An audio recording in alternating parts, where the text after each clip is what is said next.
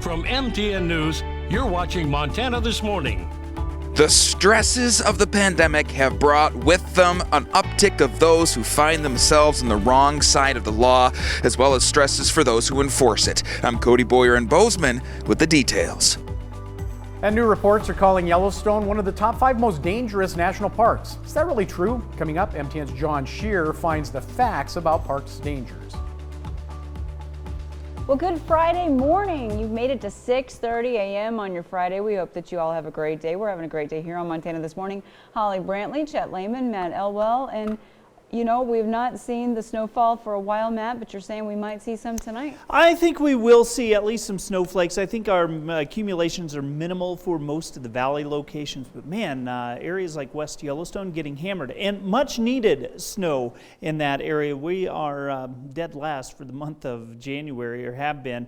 I think this helps. Temperatures holding into the 20s and 30s right now. I expect to see that snow kind of spread throughout the latter part of the afternoon. Could also include some rain showers, so could be some slick roadways at times over the course of the next 12 to 18 hours or so. Daytime highs around the 40-degree mark. Once again, a light wind, but we are seeing some snow for much of the area as you get into the evening hours. We'll talk more about your timing on that coming up in just a few minutes.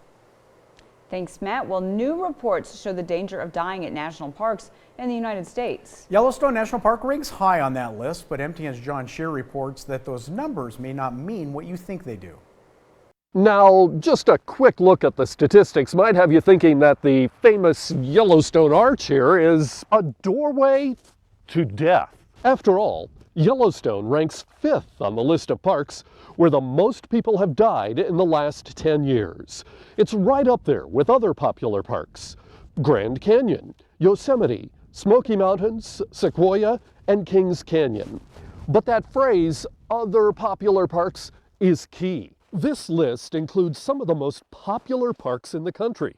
So, of course, the number of deaths is higher because more people visited these parks. A personal injury law firm with offices in Nevada and California looked at the data in a different way.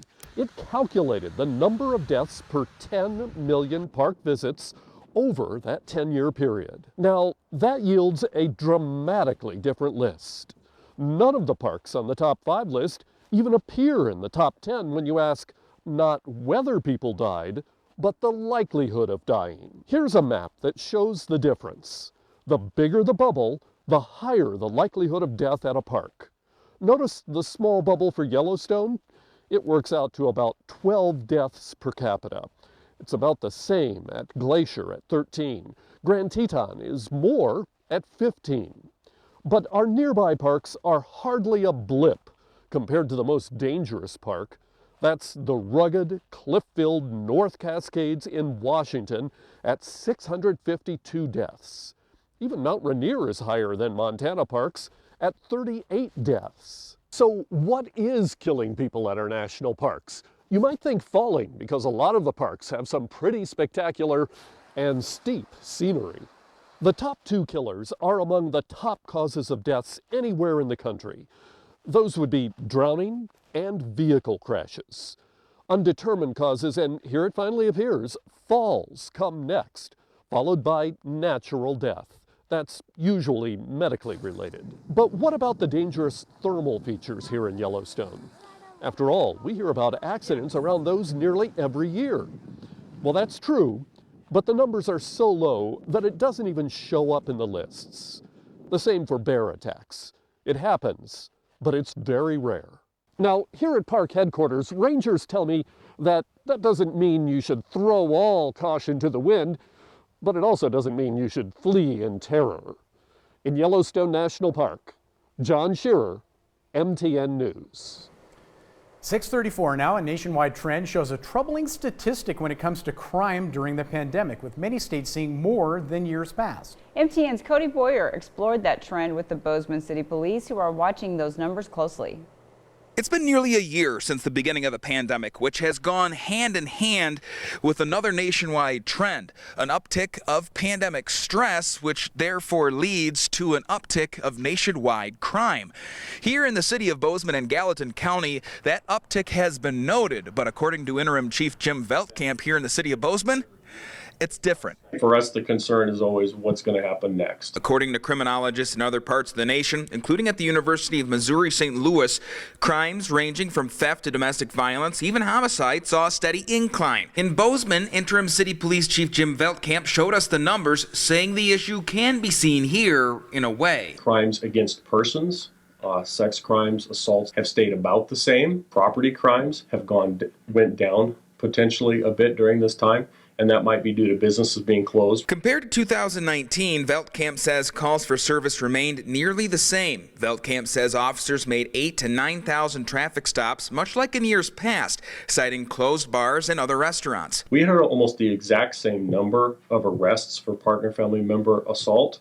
However, the number of reports, the initial reports that come into us, actually went down a little bit. To Veldkamp, the numbers not on his sheet are a concern. Veldkamp adds school closures in 2020 led to kids not talking with teachers or counselors, removing a helpful resource. We always like to see decreases in cases. However, I think we have to often consider, what are we missing? What's causing that? In the end, Veldkamp says the upticks, while present, aren't on their own substantial for his department. Instead, his officers adapt and look ahead to what might be next. We deal very much with human behavior, but what's the next thing that's going to occur that could cause dissension? Those are the things we're always looking for. In Bozeman, Cody Boyer, MTN News.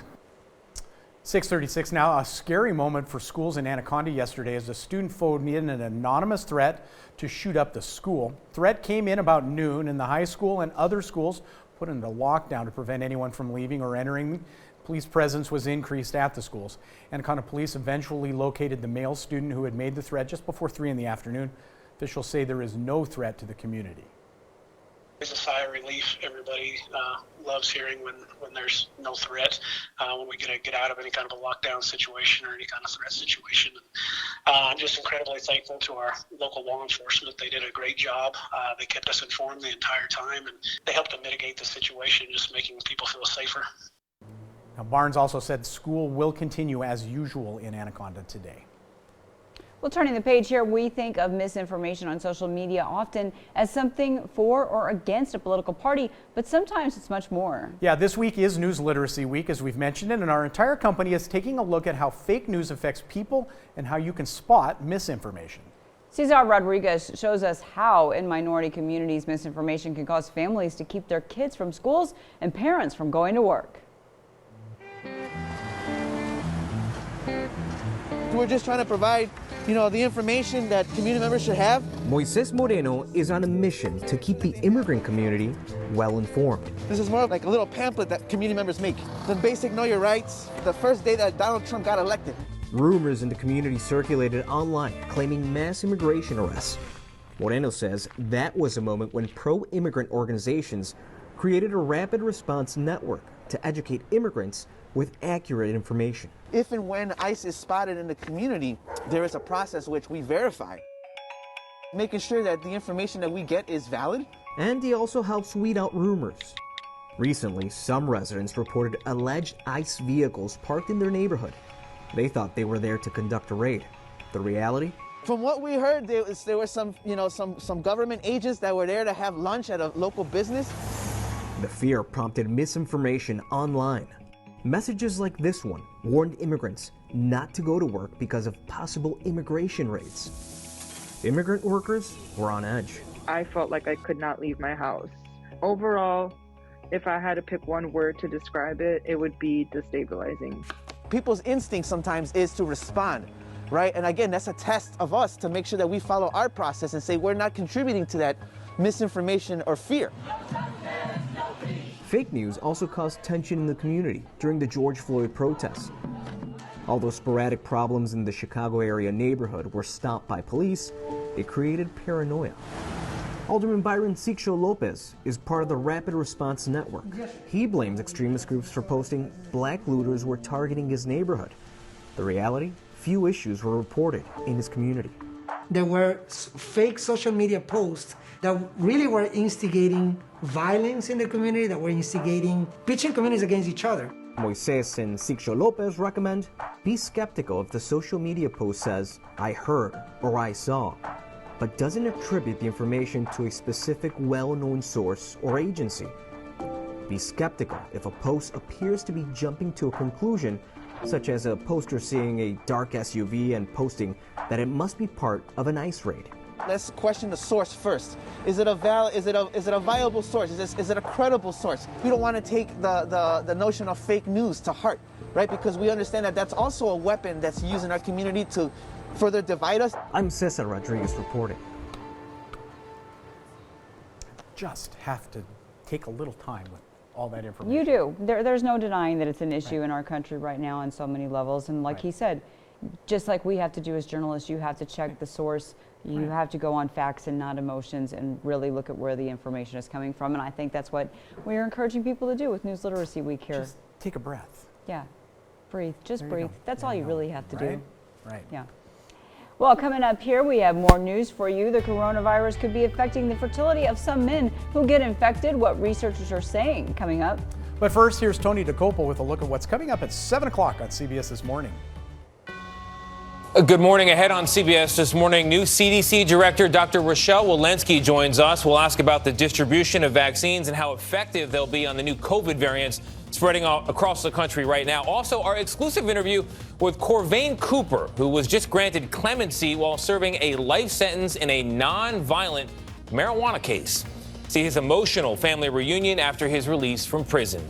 And we look back at the legendary career of Cicely Tyson. Hear her in her own words how she wanted to be remembered when she spoke to Gail just over a week ago.